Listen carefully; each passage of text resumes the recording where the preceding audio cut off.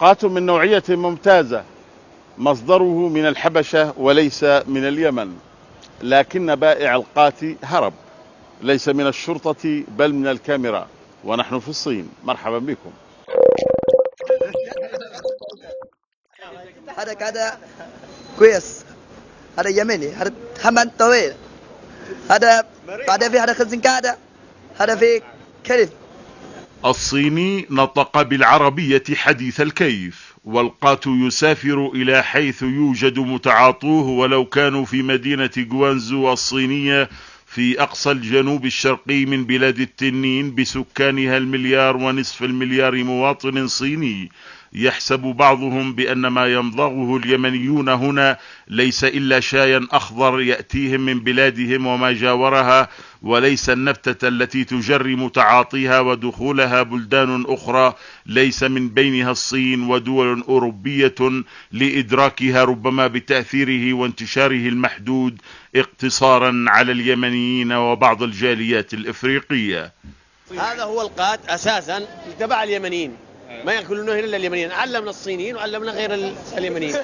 كلهم يمنيين، في شخصيات صينية وفي غير صينيين، كلهم مخزنين. كلهم يبيعوا، رجال وحريم ومصارية وصينيين. والله كثير، أكبر مكاتب يمنية هنا مخزنين، وأكبر شخصيات هنا كلهم مخزنين. في صينيين خزنوا قضوا في غيرها من الجنسيات العربية، نشرتوا الفساد تماما، سيطرنا على الفساد. بأكثر من وسيلة ولغة ولهجة يروج القات هنا لطالبيه حتى قبل وصول الطائرة التي تحمله من أثيوبيا إلى مطار جوانزو، المدينة التجارية التي يعتبر اليمنيون فيها أكبر الجاليات العربية وأقدمها تواجدا لطلب الرزق وأبرزها مكانة مرموقة يبدي البعض حرصه على استمرارها بعيدا عن التأثيرات السلبية للقات. بالنسبة للقات أظن أنه يعتبر كابوس يلاحق اليمنيين أينما رحلوا وأينما حلوا. فوجئنا أن شجرة القات قد طاردتهم إلى الصين وصارت بالنسبة لهم الملاذ الأخير. بالبداية ما كنت أخزن غير أيام العطلات، أو إذا لدي استلام أو عمل في المخزن بعد المساء يعني تفتيش أخزن بس.